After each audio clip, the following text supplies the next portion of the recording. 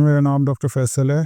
आज की वीडियो में हम लोग बात करेंगे ऐसे लोग जिनकी गर्दन से दर्द शुरू होती है, बाजू में आती है, हाथ तक आती है। इसकी क्या वजह होती है, क्या अलामात होती हैं, क्या रीज़न होती है और इसको किस तरह से ठीक किया जा सकता है। अगर आपका दर्द गर्दन से शुरू होकर बाजू के अंदर आ रहा है तो इस चीज़ को आप जहन से निकाल दें कि ये कोई पट्ठा चढ़ गया है या पट्ठे का कड़ाव है या फिर पट्ठे की वजह से दर्द हो रहा है। ऐसा दर्द जो गर्दन से शुरू होकर बाजू के अंदर या हाथ के अंदर आ रहा है, इसकी सबसे बड़ी वजह होती है आपकी करंट की तारें, आपकी सर्वाइकल नर्व्स।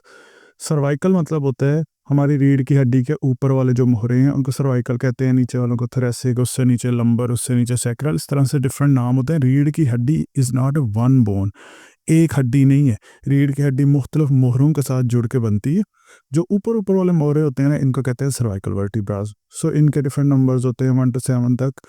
और इसके अंदर ये होता है कि हर मोहरे के बीच में से अब असल में होता है ये इस तरह से मोहरे होते हैं ना, मोहरे के जो बीच में गुजर रही होती है हमारी हराम मगज़। हमारी हराम मगज़ वो जिसका मेडिकल में स्पाइनल कॉर्ड कहते हैं, ये निकल के आती है ब्रेन में से। अब पहले तो मैं आपको बताता हूँ कि ये जो हमारी गर्दन से दर्द शुरू होकर बाजू के अंदर आ रही होती है ना, अक्सर लोग होंगे ना 2 उंगलियाँ सुन्न हो रही हैं, दरमियान वाले हाथ में कोई सुनपन आ रहा है, दर्द आ रहा है, नीचे उंगलियाँ सुन्न हो रही हैं। हम समझ रहे होते हैं यहीं पे कोई हमारे मसला है। एक तो कार्पल टनल सिंड्रोम हो सकता है, वो मैं अलग वीडियो बनाऊंगा कि कार्पल टनल सिंड्रोम क्या होता है।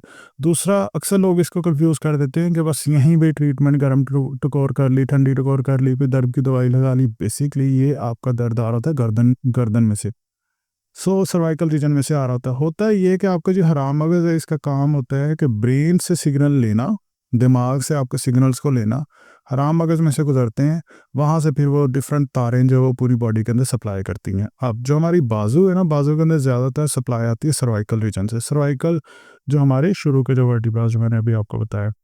अब होता ये है कि कुछ लोग जिनको आदत हो कंप्यूटर के पे बैठने की, बैंकों में जॉब करते हैं या फिर इस तरह की कोई भी जॉब है जिसमें ज़्यादा देर बैठना है, या कोई टीचर हो ज़्यादा देर खड़े होना है, उनका बेसिकली होता है ये टेबल पे बैठे होते हैं ना, उनका पोस्चर ये बना होता है इस तरह, यूँ आगे की तरफ बन के यूँ लैपटॉप पे या कंप्यूटर पे इस तरह से यूज़ करते रहते हैं, यानी गर्दन आगे की तरफ खिंची हुई होती है। इससे होता ये कि जो आपकी रीढ़ की हड्डी के मोहरे हैं वो यूँ नहीं पड़े होते, वो खिसक के आगे को चले जाते हैं। इनके इस तरह जाने की वजह से जो इनके बीच में रबड़ होती है जिसे हम डिस्क कहते हैं, वो डिस्क भी आगे स्लिप हो जाती है या पीछे की तरफ स्लिप हो जाती है। अब इसके आगे या पीछे स्लिप होने की वजह से ये जो करंट की तारें निकल रही होती हैं हराम मगज़ में से, ये डिस्क उसको जाके टच कर देती है। जब उसको टच करती है, अब ये जो करंट की तार है या आपके बाजू में सप्लाई कर रही थी, वहाँ पे आपको सुनपन और दर्द शुरू हो जाता है। अब आप अपनी बाजू के अंदर जो तार है या पट्टे हैं, इनके ऊपर गर्म टकोर, ठंडी टकोर करते रहें। देखें, अब आपकी जो डिस्क है वो निकली हुई है। जब तक आप उसे वापस नहीं करेंगे, यानी उसके ऊपर से प्रेशर नहीं कम करेंगे, आपके बाजू का दर्द या सुनपन कैसे जाएगा। हम दर्द की दवाई खाते हैं, वक्ती तौर पर उसका फ़र्क पड़ जाता है, लेकिन फिर कुछ टाइम के बाद आपको दर्द शुरू हो जाता है। उसकी रीज़न ये है कि जो आपके मेन काज़ है ना, जो आपकी मेन रीज़न है, आप उसको ठीक नहीं कर रहे हैं। अब इसको ठीक किस तरह से करना है? पहले तो इसमें आपने पहचानना है कि जो आपकी जो दर्द हो रही है, ये रीढ़ की हड्डी के किस मोहरे में से आ रही है। अब जो मैं बात करने लगा हूँ ना, इसको आपने बहुत गौर से सुनना है। ये बहुत इस तरह की चीज़ है जो एक मेडिकल नॉलेज को मैं बड़ा आसान करके आपको बताऊँगा और आप घर में बैठ कर तरीके से देख सकते हैं कि आपको जो प्रॉब्लम है, आपका जो सुनपन है या दर्द है, वो कौन से रीढ़ की हड्डी के मोहरे से आ रहा है। देखें, हमारी जो बाजू है ना, इसमें बहुत सारी करंट की तारें आती हैं। 3 ऐसी करंट की तारें हैं जिनको आप बड़ी आसानी से पहचान सकते हैं।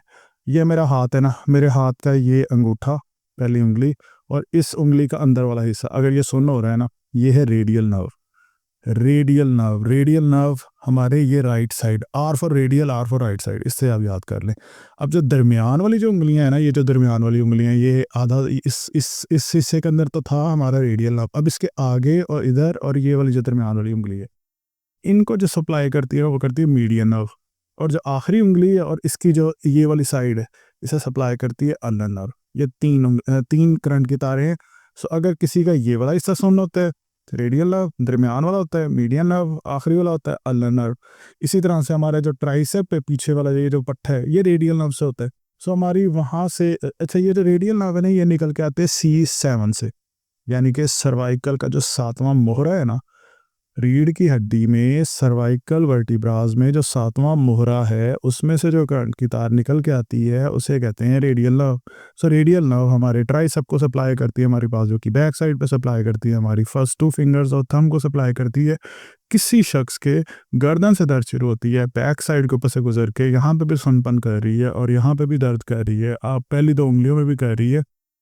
सो ये रीज़न क्या होगी, आपका 7वां रीढ़ की हड्डी का मोहरा, वहाँ पे करंट की तार फंस रही है। अब इस तरह से आपने मीडियन नर्व का भी देखना है। अल्नर नर्व जो है वो मोस्टली हम मोबाइल यूज़ कर रहे हो तो हमारी आखिरी 2 उंगलियां सुन हो जाती हैं। ये अल्नर नर्व जो है वो उसके अंदर सुनता। देखें, अगर तो आपका दर्द है ना जर्नल सा, लाइक अभी 2 दिन पहले शुरू हुआ है, तो जो मैं अभी बातें बता रहा हूँ ना उनको देख के मैंने एक वीडियो बनाई थी कि इन करंट की तारों को स्ट्रेच कैसे करना है, खींचना कैसे है, इनकी वर्जिश कैसे करनी है। मैं इस वीडियो के एंड के ऊपर भी वो पिन कर दूंगा, डिस्क्रिप्शन में भी लिंक दे दूंगा, आप उस वीडियो को लाजमी देखिएगा। उससे आपको पता चलेगा अगर आपकी फ़र्ज़ करो रेडियल नर्व का एरिया के अंदर सुनपन है, आपने कौन सा स्ट्रेच करना है, वो वीडियो के अंदर होगा, आपने वो लाजमी देखना। अल्नर नर्व के अंदर है तो ये एक स्ट्रेच है। उस वीडियो के अंदर ना मैंने सारा स्ट्रेचिंग के ऊपर ही बात की है, इसलिए मैं इस वीडियो के अंदर ये बात नहीं कर रहा। ज़्यादा से ज़्यादा ये बात कर रहा हूँ कि आप फ़र्क समझें कि जो आपको दर्द है वो किस वजह से है। सो अगर आपको समझ ना आए तो फिर आपने क्या करना है, आपने अपने नियर बाय ऑर्थोपेडिक या फिजिकल थेरेपिस्ट से मिलना है, या न्यूरो के जो डॉक्टर हैं उनसे मिल सकते हैं। उनसे डायग्नोस कराना है कि सर मुझे ये बताएं कि हमारी जो रीढ़ की हड्डी का मोहरा है, कौन से वाला मोहरा है जिसके अंदर हमें पेन आ रही है, जिसकी वजह से हमें सुनपन आ रहा है। वो डायग्नोस करेंगे, फिर उस डायग्नोसिस के बेस के ऊपर आपकी स्ट्रेचिंग भी होगी, नर्व ग्लाइड्स होंगी, करंट की तारों की भी स्ट्रेचिंग होती है। हम हमेशा सुनते हैं ना कि पट्ठों की स्ट्रेचिंग कर लेते हैं, हम सो के उठते हैं तो हम स्ट्रेचिंग कर लेते हैं। जो करंट की तारें होती हैं इनको भी स्ट्रेच किया जा सकता है डिफरेंट पोजिशन के अंदर। इसके ऊपर तो मैं पूरी एक वीडियो बना चुका हूँ, वो आपने लाजमी देखनी है। एक ये चीज़। दूसरा, हमारे फिजिकल थेरेपी में कुछ ऐसी टेक्निक्स होती हैं जिनको कहते हैं नैग्स और स्नैग्स। नैग्स होती हैं नेचुरल एपिफिजियल ग्लाइड्स, स्नैग्स होती हैं सस्टेन नेचुरल एपिफिजियल ग्लाइड्स।